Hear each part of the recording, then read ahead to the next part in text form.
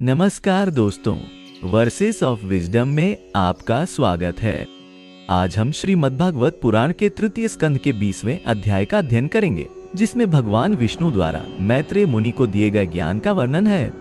इस अध्याय में हम सृष्टि के विकास और मनुष्य के आध्यात्मिक उत्थान के रहस्यों को जानेंगे। सृष्टि के आरंभ में जब अनंत शून्य के अलावा कुछ भी नहीं था, तब परब्रह्म ने अपनी इच्छा से सृष्टि का बीज बोया। उस महान शून्य में एक स्वर्णिम बिंदु प्रकट हुआ, जो धीरे धीरे विस्तारित होकर हिरण्यगर्भ बना। वह कॉस्मिक अंडा जिसमें सारे ब्रह्मांड का बीज छिपा था। इस दिव्य अंडे से ब्रह्मा जी प्रकट हुए, जिन्हें सृष्टि के निर्माता के रूप में जाना जाता है। ब्रह्मा जी ने जब अपनी आंखें खोली तो उन्होंने चारों ओर केवल अंधकार देखा।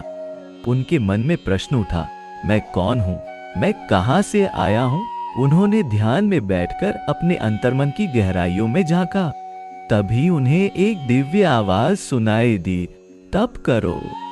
ब्रह्मा जी ने हजारों वर्षों तक कठोर तपस्या की, जिससे उन्हें सृष्टि के रहस्य का ज्ञान प्राप्त हुआ।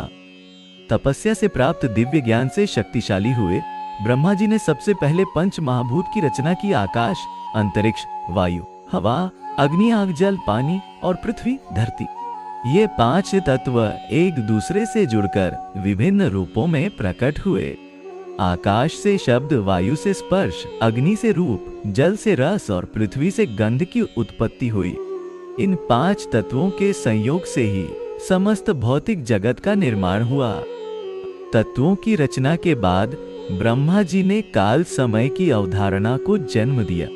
उन्होंने समय को क्षण, घड़ी, दिन, रात, पक्ष, मास, ऋतु, वर्ष और युग में विभाजित किया। एक ब्रह्मा दिवस में मनुष्य के हजारों वर्ष समाहित हैं और एक ब्रह्मा वर्ष में अनगिनत मानव युग।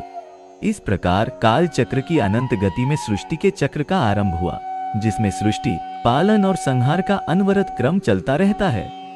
अब ब्रह्मा जी के समक्ष एक महान चुनौती थी, जीवन की रचना।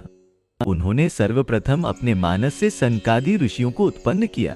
सनक, सनंदन, सनातन और सनत कुमार, ये चारों ऋषि अत्यंत ज्ञानी थे, परंतु उनका मन सांसारिक बंधनों से मुक्त था।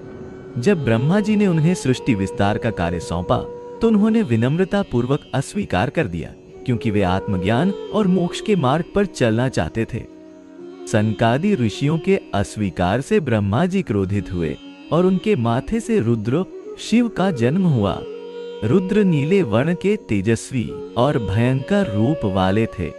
ब्रह्मा जी ने उन्हें भी सृष्टि का कार्य सौंपा, परंतु रुद्र ने कहा, मैं संहार के लिए उत्पन्न हुआ हूँ, सृष्टि के लिए नहीं। तब ब्रह्मा जी ने उन्हें तपस्या करने का निर्देश दिया और स्वयं सृष्टि के अगले चरण की ओर बढ़े। अब ब्रह्मा जी ने अपने शरीर से 10 मानस पुत्र उत्पन्न किए। मरीचि, अत्रि, अंगिरा, पुलस्त्य, पुलह, क्रतु, भृगु, वशिष्ठ, दक्ष और नारद। ये महर्षि ब्रह्मांड के विभिन्न क्षेत्रों के अधिपति बने। नारद को छोड़कर अन्य सभी ऋषियों ने विवाह किया और अपने वंश का विस्तार किया।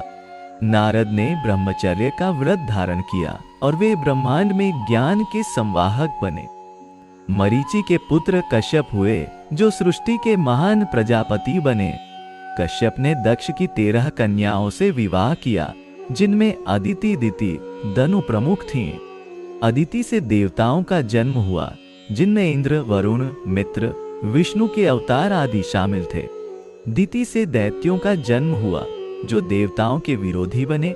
दनु से दानवों का जन्म हुआ। इस प्रकार देव और असुर दोनों एक ही पिता की संतान होने के बावजूद अपनी माताओं के स्वभाव के अनुसार विपरीत मार्गों पर चल पड़े। ब्रह्मा जी ने अपने शरीर के विभिन्न अंगों से 4 वर्णों की भी रचना की। उनके मुख से ब्राह्मण, भुजाओं से क्षत्रिय, जंघाओं से वैश्य और पैरों से शूद्र उत्पन्न हुए। ये वर्ण कर्म और गुण पर आधारित थे, ना कि जन्म पर। ब्राह्मणों का कर्तव्य ज्ञान का प्रसार और यज्ञ करना था, क्षत्रियों का रक्षा करना, वैश्यों का व्यापार और कृषि तथा शूद्रों का सेवा करना था। इस प्रकार समाज में सभी वर्गों के लोगों के कर्तव्य निर्धारित हुए। ब्रह्मा जी ने मनु और शत्रुपा की रचना की, जो मानव जाति के आदि पुरुष और आदि स्त्री बने। मनु का अर्थ है विचारशील और वे मानवता के पिता माने जाते हैं। मनु और शत्रुपा से इस समस्त मानव जाति का विस्तार हुआ। ब्रह्मा जी ने उन्हें आशीर्वाद दिया, फलो फूलो और पृथ्वी पर अपनी संतानों से भर दो। मनु ने अपने जीवन में धर्म, अर्थ, काम और मोक्ष के सिद्धांतों का पालन करते हुए मानवता को जीवन जीने का मार्ग दिखाया। ब्रह्मा जी ने पशु पक्षियों और अन्य जीवों की भी रचना की। उन्होंने अपनी छाया से पिशाच और राक्षस जैसे अमानवीय प्राणियों को भी उत्पन्न किया। प्रत्येक प्राणी को अपने विकास के अनुसार विशेष गुण और क्षमताएं प्रदान की गईं। कुछ प्राणियों में सात्विक गुण प्रधान थे, कुछ में राजसिक और कुछ में तामसिक। इस प्रकार ब्रह्मांड में विविधता का समावेश हुआ, जहां हर प्राणी का अपना विशिष्ट स्थान और महत्व था। ब्रह्मा जी ने नक्षत्रों, ग्रहों और तारों की भी रचना की। उन्होंने सूर्य, चंद्र, मंगल, बुध, बृहस्पति, शुक्र, शनि और अन्य ग्रहों को उनके विशिष्ट कक्षाओं में स्थापित किया। प्रत्येक ग्रह को विशेष शक्तियां और प्रभाव प्रदान किए गए जो मनुष्यों के जीवन को प्रभावित करते हैं। नक्षत्र चक्र की रचना करके उन्होंने काल गणना का आधार तैयार किया, जिससे ऋतुओं, त्योहारों और कृषि कार्यों का निर्धारण संभव हुआ। ब्रह्मा जी ने 7 लोकों और 7 पाताल लोकों की भी रचना की। ऊपर से नीचे की ओर 7 लोक हैं: सत्य लोक, तप लोक, जन लोक, महर लोक, स्वर्ग लोक, भूवर लोक और भूलोक पृथ्वी। इसी प्रकार पृथ्वी के नीचे 7 पाताल लोक हैं: अतल, वितल, सुतल, तलातल, महातल, रसातल और पाताल। प्रत्येक लोक में विभिन्न प्रकार के जीव निवास करते हैं और हर लोक की अपनी विशिष्ट विशेषताएं हैं। ब्रह्मा जी ने 7 समुद्रों की भी रचना की, जो पृथ्वी को घेरे हुए हैं। ये समुद्र हैं लवण, किक्षु, गन्ने का रस, सुराख, मदिरा, घृत, घी, दधी, क्षीर, दूध और जल मीठा पानी। प्रत्येक समुद्र के बीच में द्वीप हैं, जिनमें जम्बू द्वीप भारत प्रमुख है। इस प्रकार पूरी पृथ्वी 7 द्वीपों और 7 समुद्रों से घिरी हुई है, जिसे भूगोल कहा जाता है। ब्रह्मा जी ने 14 मनवंतर की भी रचना की, जिनमें से प्रत्येक में एक मनु होता है, जो उस काल में धर्म की स्थापना करता है। वर्तमान में हम वैवस्वत मनु के अंतर्गत 7वें मनवंतर में हैं। प्रत्येक मनवंतर में अलग अलग देवता, ऋषि और राजा होते हैं, जो उस काल विशेष में धर्म की रक्षा करते हैं। इस प्रकार ब्रह्मा जी ने काल के विभाजन द्वारा सृष्टि के विकास का मार्ग प्रशस्त किया। ब्रह्मा जी ने 4 युगों की भी रचना की: सतयुग, त्रेता, द्वापर और कलियुग। प्रत्येक युग में धर्म के 4 चरणों सत्य, दया, तप और दान की स्थिति अलग अलग होती है। सतयुग में धर्म पूर्ण रूप से विद्यमान रहता है, जबकि कलयुग में केवल 1/4। इस प्रकार ब्रह्मा जी ने अपनी दिव्य शक्ति से सृष्टि के समस्त तत्वों की रचना की। उन्होंने स्थूल से सूक्ष्म, जड़ से चेतन और भौतिक से आध्यात्मिक तक सभी प्रकार के तत्वों को जन्म दिया।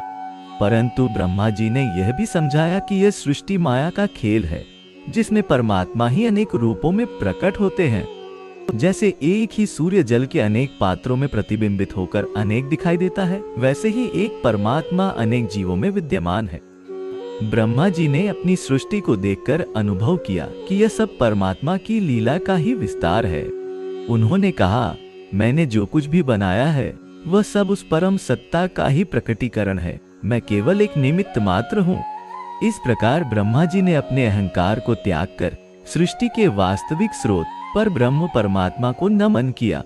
उन्होंने सभी जीवों को संदेश दिया कि वे अपने भीतर छिपे परमात्मा के अंश को पहचानें और उससे एकाकार होने का प्रयास करें। ब्रह्मा जी की इस विशाल सृष्टि में हम सभी एक अद्भुत यात्रा पर हैं।